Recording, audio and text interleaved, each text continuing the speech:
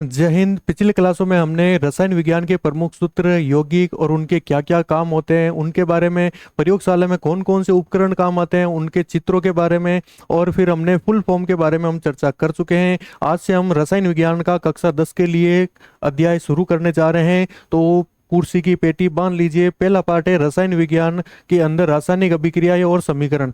तो सबसे पहले अपन को पार्ट के बारे में पता होना चाहिए कि पार्ट के अंदर अपन पढ़ने क्या क्या वाले हैं। तो पहला टॉपिक है परिवर्तन। परिवर्तन के अंदर भौतिक और रासायनिक परिवर्तन पढ़ेंगे। जिंक की तनु सल्फ्यूरिक अम्ल के साथ कैसे अभिक्रिया होती है, मैग्नीशियम का रिबन जलता है, इन तीनों के बारे में पढ़ेंगे। फिर अपन रासायनिक समीकरण के बारे में पढ़ेंगे, किस प्रकार रासायनिक समीकरण लिखे जाते हैं, संतुलित और असंतुलित रासायनिक समीकरण क्या होते हैं, और रासायनिक संतुलित किस प्रकार किया जाता है। और उसके अलावा तीसरा टॉपिक है हमारा रासायनिक अभिक्रियाओं के प्रकार, जिसके अंदर अपन संयोजन, वियोजन। संयोजन के अंदर अपन पढ़ेंगे सफेदी जब किया जाता है तो दीवार क्यों चमकती है, जल के CaO कैल्शियम ऑक्साइड के साथ किस प्रकार से अभिक्रिया होती है, ऊष्माक्षेपी अभिक्रिया क्या होती है, श्वसन एक ऊष्माक्षेपी अभिक्रिया है, इसके बारे में अपन संयोजन के अंदर पढ़ेंगे।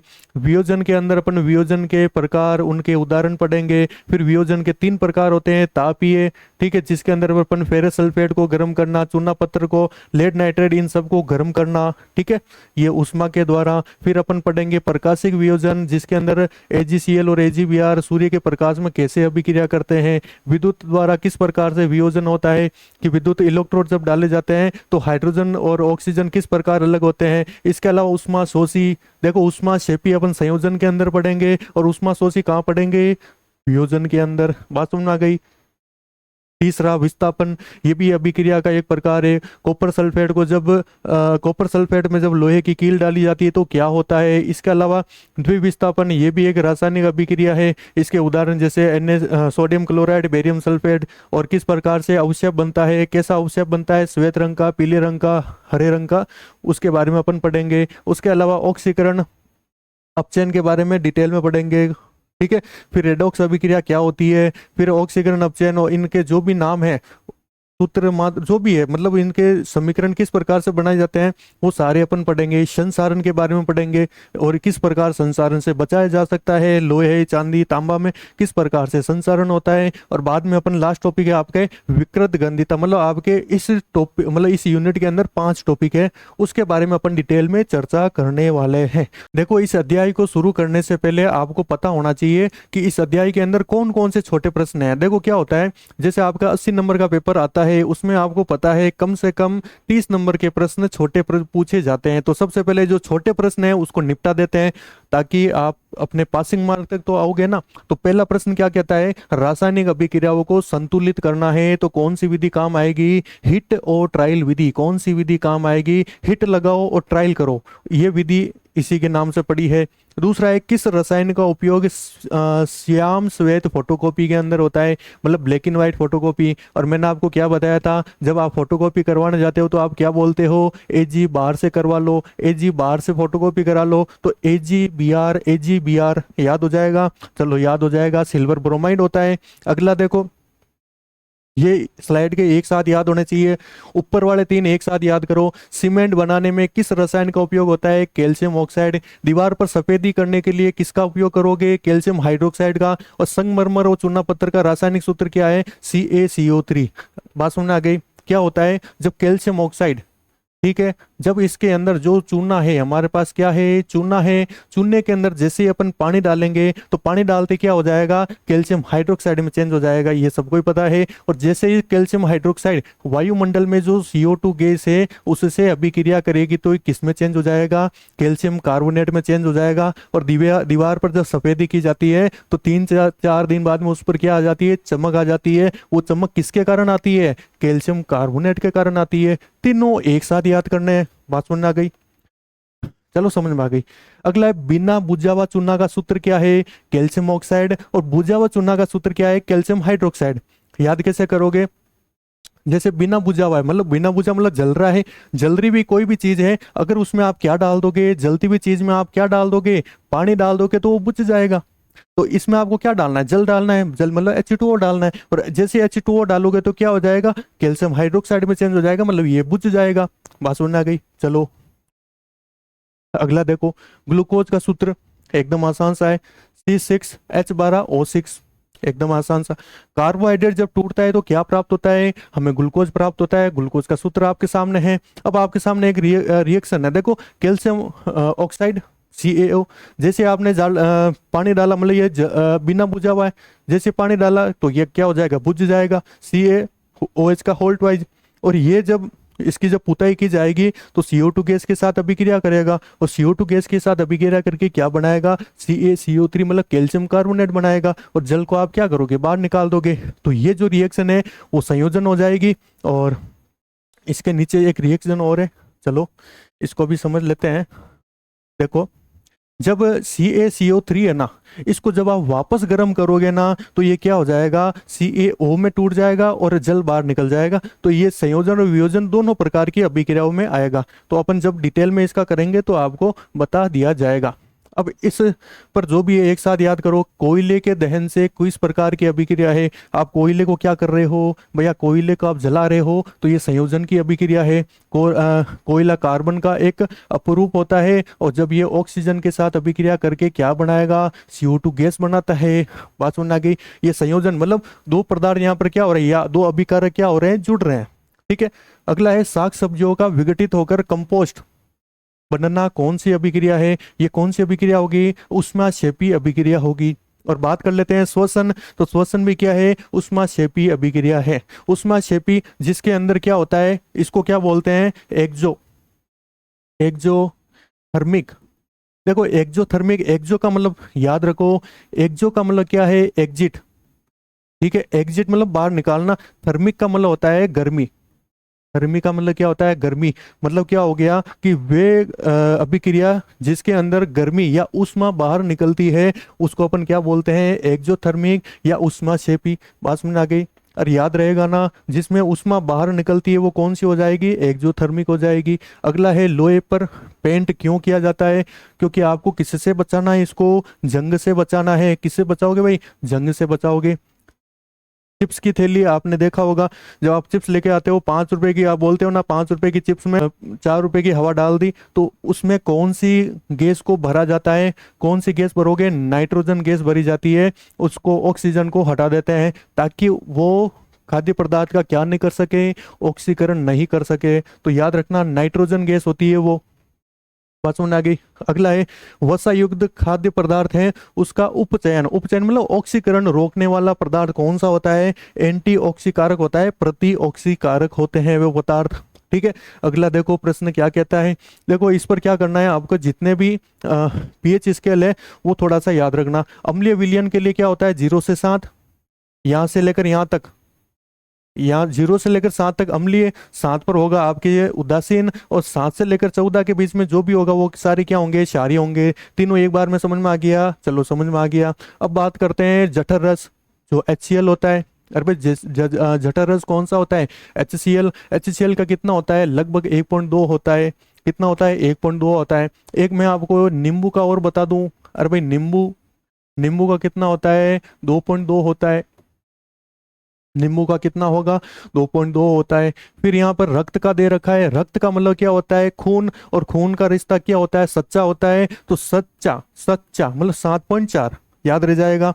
फिर यहीं पे आपके उदासीन विलयन का 7 हो गया, और एक यहाँ पर आता है 10 पर। ठीक है, 10 पर किसका होगा, मैग्नीशियम हाइड्रोक्साइड का होता है। किसका होता है, मैग्नीशियम हाइड्रोक्साइड का होता है। आप इसको याद कैसे रखोगे कि जब बुआ जी जाते हैं घर से तो अपन बच्चे को भेजते हैं ना, छोटे बच्चे को, कि भाई जा बुआ जी से 10 रुपए मांग, 10 रुपए मांग। तो 10 पर क्या होगा, मांग। बात सुन आगे, याद हो जाएगा। फिर याद करो सोडियम हाइड्रोक्साइड जिसका पीएच 14 होता है, तो ये तो आपको याद ही रह जाएगा। इधर HCl का 1.2, उधर कितना हो जाएगा, 14, किसका हो जाएगा, सोडियम हाइड्रोक्साइड का हो जाएगा। तो इस प्रकार से आपको याद करना है, और अपने अपने तरीके से आप याद कर सकते हो। अगला देखो, विस्थापन अभिक्रिया का एक उदाहरण दीजिए। तो क्या करना है, CuSO4, ये जो गोल है ये गोल किसका है, CuSO4 का गोल है, और इसमें आपने क्या किया, लोहे की कील डाल दी। तो क्या होगा, FeSO4 और Cu इसमें बाहर निकल जाएगा, क्योंकि ये विस्थापन अभिक्रिया के अंदर क्या होता है, अधिक क्रियाशील तत्व कम क्रियाशील को उठाकर बाहर फेंक देगा, उसकी जगह खुद बैठ जाएगा। अगला देखो, निम्नलिखित अभिक्रिया में से किसका ऑक्सीकरण हो रहा है और किसका अपचयन हो रहा है? तो CuO का Cu में क्या हो रहा है? अपचयन हो रहा है। और H2 का H2O में क्या हो रहा है? ऑक्सीकरण हो रहा है। तो ये मैंने आप जब ये टॉपिक आएगा ऑक्सीकरण अपचयन, इसमें अपन डिटेल में पढ़ लेंगे एक बार। ये देखो इस स्लाइड पर जो भी है 4 इसमें दे रखे हैं परिभाषाएं। क्या है? रासायनिक अभिक्रिया में भाग लेने वाले पदार्थ क्या कहलाते हैं? अभिकारक कहलाते हैं। जैसे मैं आपको एक उदाहरण के लिए बता दूं कि ये दोनों इधर क्या है? अभिकारक है, ठीक है। और इन दोनों से जो प्रोडक्ट बनेगा वो आपके क्या होगा? उत्पाद होगा। क्या हो जाएगा? उत्पाद हो जाएगा। तो इसको आप कैसे याद रखोगे? रासायनिक अभिक्रिया में ये भाग ले रहे हैं तो ये अभिकारक होंगे, और रासायनिक अभिक्रिया संपूर्ण होने के बाद में जो हमें प्राप्त होता है वो क्या कहलाएगा? उत्पाद होगा। तो अभिकारक, उत्पाद याद हो गए। फिर ये दोनों एक साथ याद करो। ऐसा परिवर्तन जिसमें नए पदार्थ का निर्माण होता है, नए पदार्थ का निर्माण क्या होता है वो रासायनिक परिवर्तन होता है। और जिसके अंदर नए पदार्थ का निर्माण नहीं होता है वो कौन सा होगा? भौतिक परिवर्तन होता है।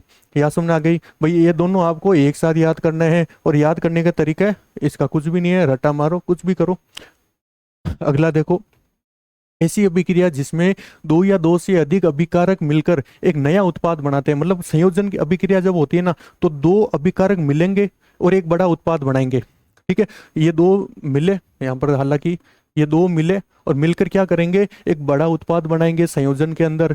वियोजन, ये दोनों एक साथ याद रखोगे। ऐसी अभिक्रिया जिसमें एक बड़ा जो अभिकारक है वो टूटेगा, ठीक है, वो वियोजन के अंदर होता है, और छोटे छोटे उत्पाद बनते हैं। जैसे ये बड़ा ए भी टूटा और छोटे छोटे क्या बन रहे हैं? उत्पाद बन रहे हैं। तो संयोजन और वियोजन एक साथ याद हो जाएंगे। चलो ठीक है। ऐसी अभिक्रिया जिसमें ऊर्जा बाहर निकलती है, ऊर्जा का उत्सर्जन होता है। मैंने क्या बताया था? ऊष्माक्षेपी अभिक्रिया कहलाती है। इसको अपन इंग्लिश में क्या बोलते हैं? एक्सोथर्मिक। इसको क्या बोलते हैं? एक्सोथर्मिक। एक्सो मतलब एग्जिट, बाहर निकलना, थर्मिक मतलब उष्मा, जिसमें उष्मा क्या होती है? बाहर निकलती है। बात समझ आ गई? फिर अगला देखो, जिसमें ऊर्जा का अवशोषण होता है वो उष्मा शोषी कहलाती है। जब उष्मा शोषी होगी तो ये क्या हो जाएगा? पात्र ठंडा हो जाएगा। अरे भाई पात्र क्या हो जाएगा? ठंडा हो जाएगा। और इसके अंदर पात्र क्या हो जाएगा? गर्म हो जाएगा। बात समझ में आ गई? एकदम आसान सी है। ये दोनों आपको एक साथ याद करना है।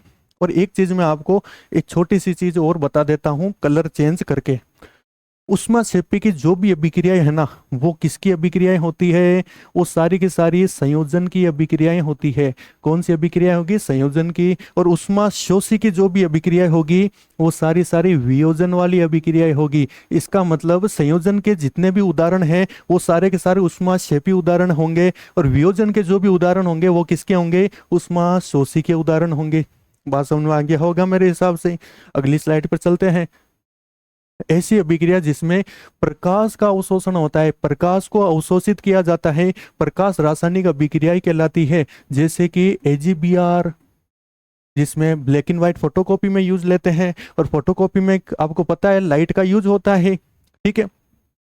AgCl, इन दोनों में किसका यूज होगा? प्रकाश का उपयोग होगा। अगला देखो, ऐसी अभिक्रिया जिसमें अधिक क्रियाशील तत्व कम क्रियाशील तत्व को हटा देता है, विस्थापन कहलाता है। कैसे याद रखोगे? कि क्लास में एक मोटा तगड़ा आदमी है, लड़का है, वो क्या करेगा? छोटे बच्चे को उठाएगा, उसको बाहर फेंक देगा और उसकी जगह खुद बैठ जाएगा। वो विस्थापन अभिक्रिया होती है। बात समझ में आ गई? अधिक क्रियाशील तत्व कम क्रियाशील को क्या कर देगा? हटा देगा, और उसकी जगह पर क्या होगा? खुद बैठ जाएगा। अगला देखो, ऐसी अभिक्रिया जिसमें अभिकारक और अभिकारकों के बीच में आयनों का आदान प्रदान होता है। किसका आदान प्रदान होता है? आयनों का आदान प्रदान होता है। क्या कहलाती है? द्विविस्थापन अभिक्रिया कहलाती है। कौन सी अभिक्रिया है? द्विविस्थापन, जिसमें आयन चेंज होते हैं, धनायन और ऋणायन आपस में चेंज कर लेते हैं। बात सुनने आ गई? विस्थापन और द्विविस्थापन एक साथ याद रखना। चलो हालांकि ये अलग अलग है, अब अपने हिसाब से याद रख लेना। मतलब आयनों का आदान प्रदान कैसे है? जैसे 2 कपल है, एक हस्बैंड वाइफ और एक हस्बैंड वाइफ, दोनों आपस में अगर चेंज कर लें तो उसको अपन क्या, कौन सी अभिक्रिया बोलेंगे? द्विविस्थापन अभिक्रिया बोलेंगे। ये मैंने केवल समझाने के लिए बताया है, ठीक है, इसको अदर वे में मत लेना। अगला देखो, ऐसी अभिक्रिया जिसमें ऑक्सीजन की वृद्धि हो और हाइड्रोजन की क्या हो? कमी हो। ऑक्सीजन बढ़ रहा है, ऑक्सीजन बढ़ रहा है, इसका मतलब इसमें कौन सी अभिक्रिया होगी? ऑक्सीकरण अभिक्रिया होगी। और इसका उल्टा क्या हो जाएगा? जिसमें ऑक्सीजन कम हो लेकिन हाइड्रोजन की वृद्धि हो, क्या कहलाएगा? अपचयन अभिक्रिया ही कहलाएगी। ये दोनों आपको एक साथ याद रखना है। अगर कोई भी रिएक्शन हो उसमें ऑक्सीकरण और अपचयन दोनों अगर साथ साथ हो तो अपन क्या बोलेंगे? उसको अपन क्या बोलेंगे? रेडॉक्स अभिक्रिया। जब दोनों साथ साथ चल रही है तो रेडॉक्स। आ गया समझ में? ये सारे प्रश्न आपको हमारे वेबसाइट पर मिल जाएंगे, और या फिर आप इसका स्क्रीनशॉट लेकर भी रख सकते हो। तो अपन बात करते हैं अगला कौन सा है? संचारण के कारण क्या होता है? चांदी पर कौन से रंग की परत चढ़ती है? काले रंग की परत चढ़ती है। आपने देखा होगा चांदी का जब सिक्का आप लेकर आते हो तो ये इस प्रकार का हो जाता है। ये किस कारण होता है? वायुमंडल में क्या होता है? Ag2S मतलब सिल्वर सल्फाइड। सिल्वर सल्फाइड के कारण क्या होगा? चांदी पर कौन से रंग की परत चढ़ जाएगी? काले रंग की परत चढ़ जाएगी। और संचारण के कारण तांबे पर कौन से रंग की परत चढ़ जाती है? हरे रंग की परत चढ़ जाती है। तांबे का लोटा है, पुराना होगा तो ऐसे बन जाएगा। ठीक है, ये किस कारण होता है? ये कारण होता है CuCO3। ठीक है, कॉपर कार्बोनेट के कारण ये चीज होती है। ठीक है, तो यही इस पर अपने जो छोटे प्रश्न है वो खत्म होते हैं। तो आज की क्लास में हमने क्या सीखा है? पहले तो हमने जो भी रूपरेखा है, आउटलाइन है, उसके बारे में जानकारी ले ली, और छोटे प्रश्न है उनके बारे में हमने पढ़ लिया। तो अगली वाली क्लास में अपन डिटेल में अब क्लास आपकी आती रहेगी। तो मिलते हैं अगली क्लास में, तब तक के लिए जय हिंद, जय भारत।